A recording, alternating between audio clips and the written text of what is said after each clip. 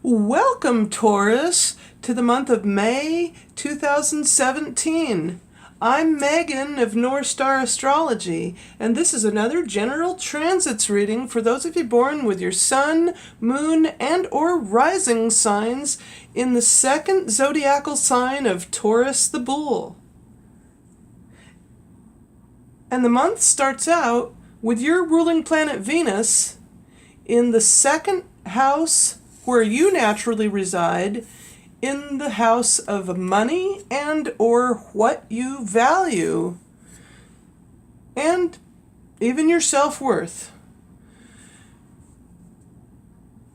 And so on May 1st, the month starts out with the moon sextiling Mars, the moon in Scorpio, in your seventh house of others and significant partnerships, sextiling Mars in your ninth house of religion and philosophy, higher learning and law. And then, well, I'd like to elaborate more on that. Making your emotional drive toward manifesting a long-distance transformational journey or vacation, maybe even a pleasant road trip, if you will, since that sextile occurs. Then on May 4th, the moon goes into your eighth house of others as resources in Sagittarius, trining Uranus in Aries in your 12th house.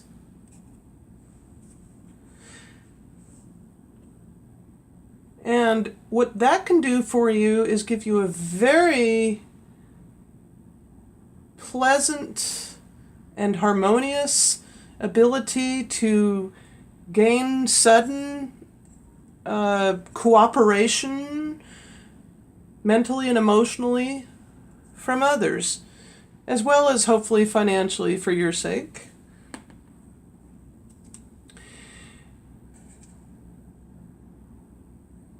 And then on May 6th, the moon goes into your ninth house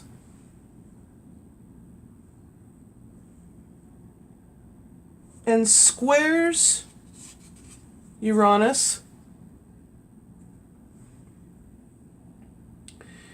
So there's a bit of a challenge to whatever you took upon yourself, but just see this as a mental obstacle only, and overcome what's blocking you. This is like a tiny little tension between the subconscious mind and the higher mind, and or physically what you've been putting upon yourself. So in other words, whatever vacation you took on or road trip you went on, there might be like some kind of oops, I left something at home, or you may encounter a bit of like stress, not knowing where you're going. But then again, we have GPS these days, so that's no big deal. Then on May 8th, the last quarter moon occurs at 17 minutes 27 seconds in Aquarius in your 10th house of career and public standing.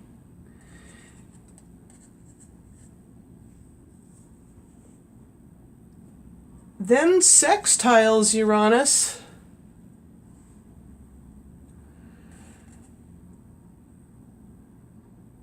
So this is a very harmonious energy between what or how, in what way you can communicate with your higher ups, wrapping up any last minute details with your colleagues in your career.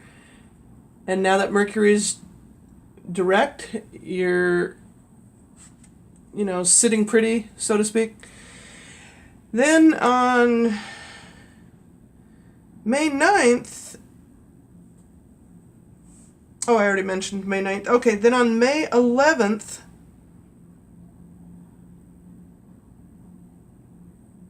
Mars, or the moon, the moon sextiles, the moon goes into Pisces in your 11th house of friendships, sextiling Mars. So from your 11th house to your 9th house, you could make or create and manifest a new friendship overseas. May 13th comes along, and Mercury leaves Aries and enters your sign, Taurus, entering your first house of the self and body.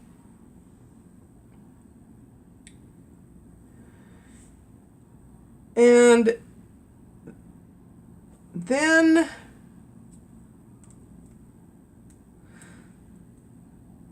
the moon goes into your 12th house, conjuncting Uranus,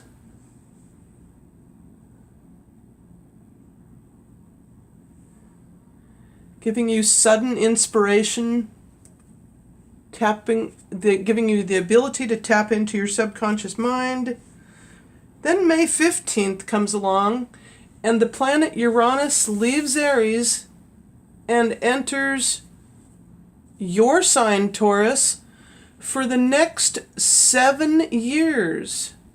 And this outer planet Uranus is a generational planet, making you, Taurus, feel the ability to take on maybe too much. But however, this is a very transformational time for you, having Uranus go into your first house of the self and body. So for the next 7 years, be careful of any things to do with maybe your eyes. Be careful of eye strain, because Taurus rules, now that Uranus is in Taurus, or will be going into Taurus on May 15th, be careful of eye strain and overdoing things on your tablet or computer. That's what I would say to be careful of for the next 7 years. And then on May 16th, Mars leaves Capricorn and enters your 10th house of career and enters Aquarius. So now the Mars energy is even more electric. And that is an interesting change, because generally Mars likes being in Capricorn, but this is even more exciting. Then on May 17th, the moon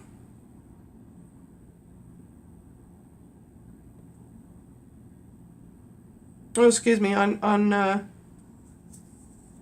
May 15th, there was a new moon as well in your sign. So when the sun and moon come together, it becomes new. So, and that happened at 24 minutes, 36 seconds Taurus.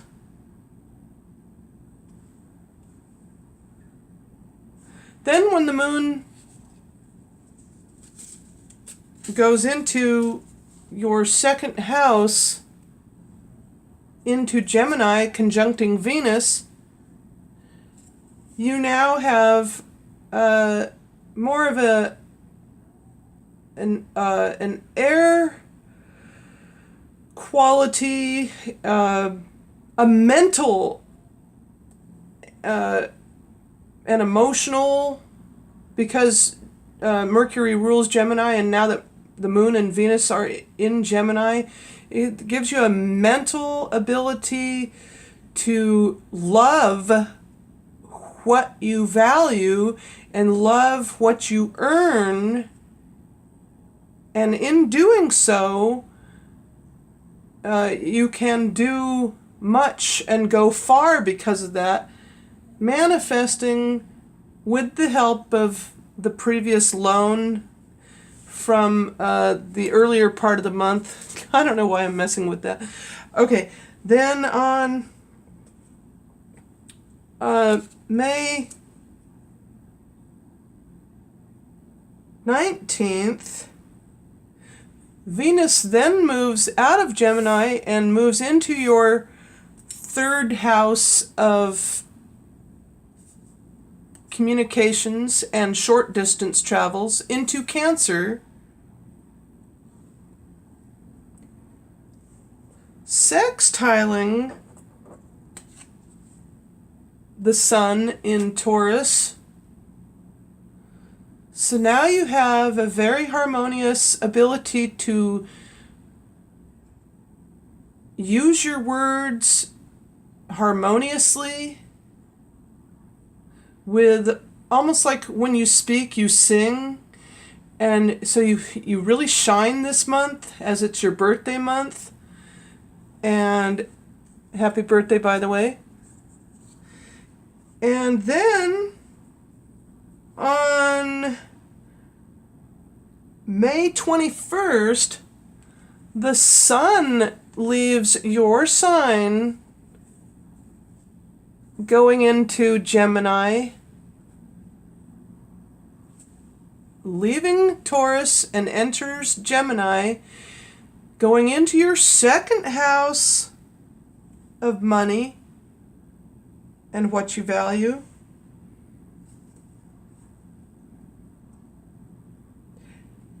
Then the moon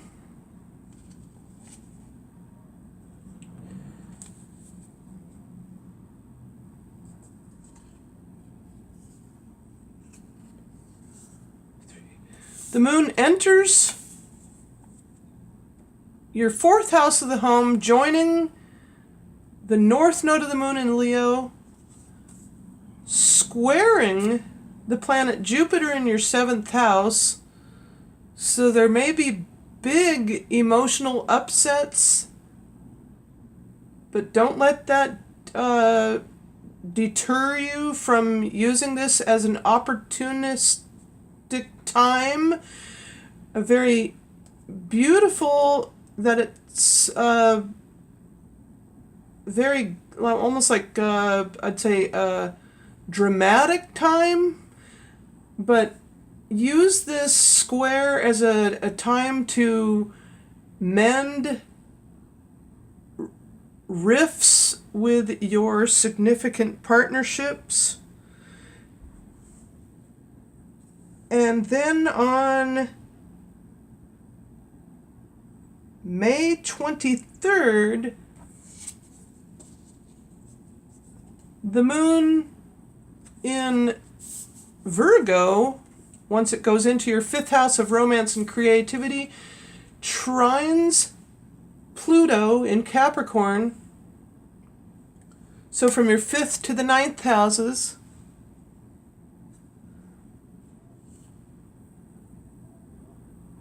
Then on May 25th, the moon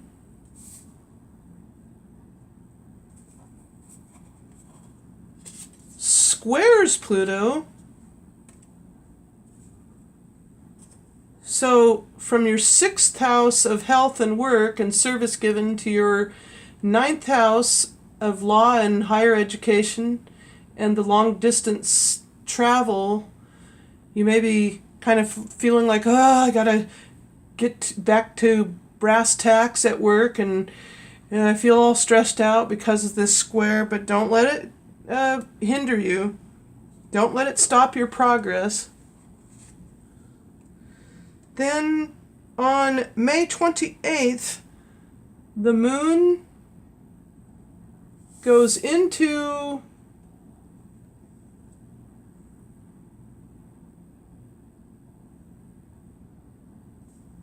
let's see, Scorpio. Yeah, it comes full circle again, going into Scorpio. And here is our only opposition for the month. Moon opposing Mercury.